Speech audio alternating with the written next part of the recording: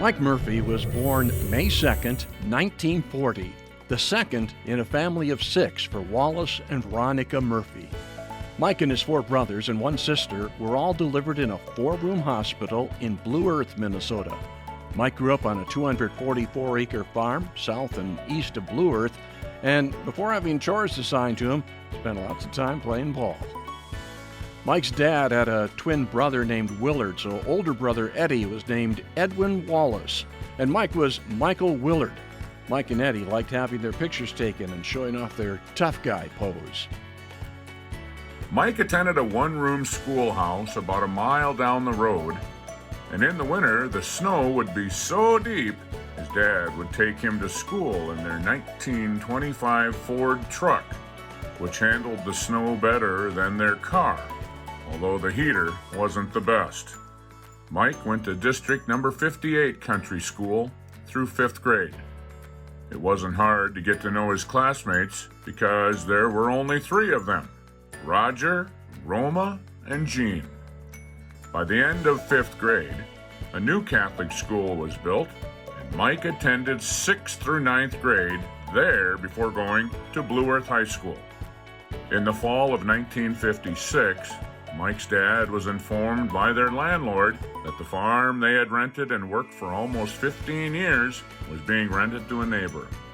After months of searching, Mike's parents finally found and bought a new home on the west side of Fairmont, Minnesota, about 20 miles west of Blue Earth. The family moved there during Mike's junior year of high school. Mike graduated from Fairmont High School with the class of 1958. After high school, Mike tried his hand at several things, including concrete work, selling cars, and sewing machines, and almost joined the Marines when he heard about Brown Institute of Radio and Electronics in Minneapolis. He checked it out and applied. Mike confidently gave himself an excellent evaluation on paper as far as his voice quality and started school in November of 1962. He graduated in November of 1963, and having done his homework on salary opportunities, made sure he had a first-class engineer's license. Brown Institute graduates were being hired for $70 a week, but as an announcer engineer, he could get $90 a week. Mike was about to embark on a Hall of Fame radio career. He started his first job on New Year's Day 1964 at a 250-watt daytime station, KGFX in Pierre, South Dakota. He worked there until October when he was offered a job at his hometown radio station, KSUM AM in Fairmont. Mike worked there until September 1968 when he was offered an opportunity to return to South Dakota and KGFX.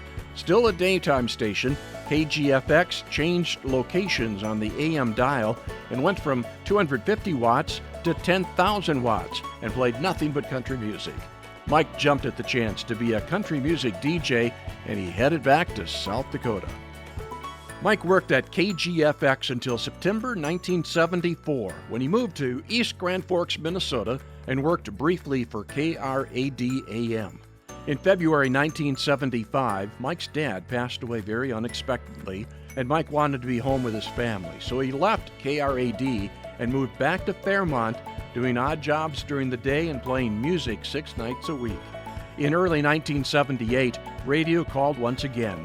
KSUM KFMC in Fairmont was looking for a program director. Mike applied and went back to work for Woodward Broadcasting.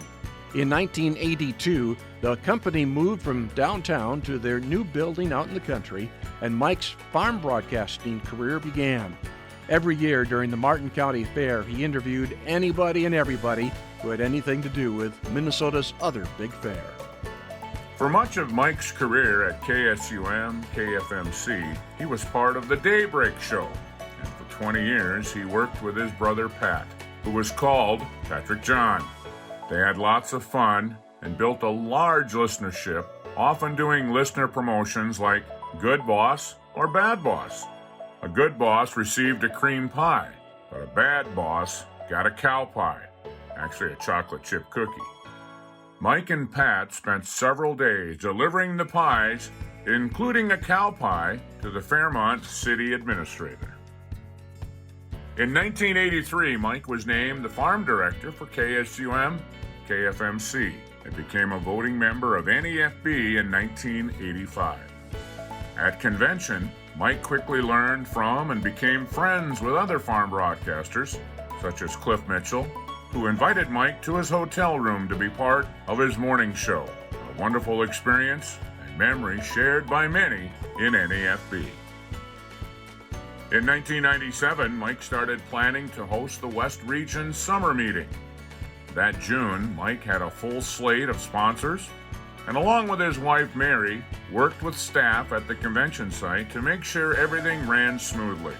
The meeting was a huge success, featuring a working newsroom, self-improvement sessions, interview opportunities, and lots of good fun such as pontoon rides, fishing, shopping, sporting clays, golf, great food, and of course music by the Murphy Brothers Band.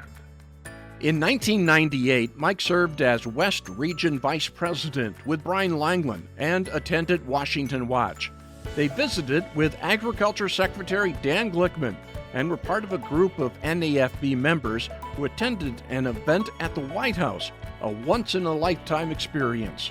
The dignitaries at the event that day included Minnesota Governor Jesse Ventura, Vice President Al Gore, Secretary of State Madeleine Albright, former Secretary of State Henry Kissinger, and former Presidents Jimmy Carter and Gerald Ford.